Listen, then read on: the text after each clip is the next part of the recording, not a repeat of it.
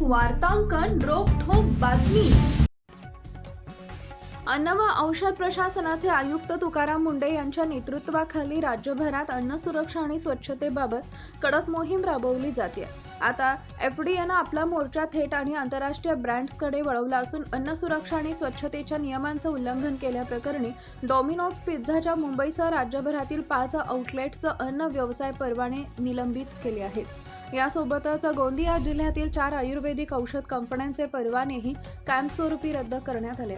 मुंबई आणि सातारा जिल्ह्यातील डॉमिनोज पिझ्झाच्या आउटलेट्समध्ये एफडीएच्या पथकानं अचानक तपासणी केली।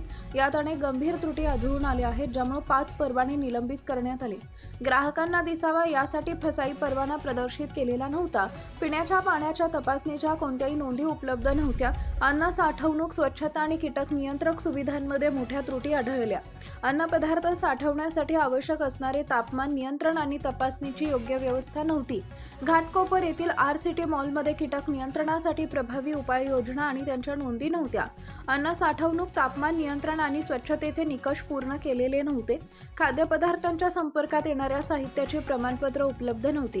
कर्मचाऱ्यांच्या स्वच्छता आणि वैद्यकीय तपासणीच्या नोंदी ठेवलेल्या नव्हत्या। अन्न आणि पाण्याच्या चाचणीचा अहवाल सादर करण्यात आउटलेट अपयशी ठरले।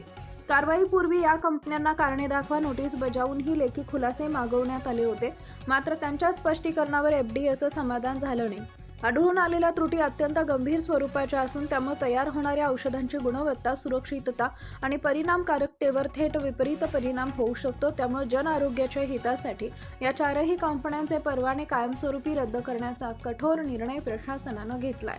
महाराष्ट्रातील महत्त्वाच्या आणि ताज्या बातम्या पाहण्यासाठी आमच्या जय हो न्यूज चॅनलला सबस्क्राईब करा आणि बेल आयकॉन प्रेस करा।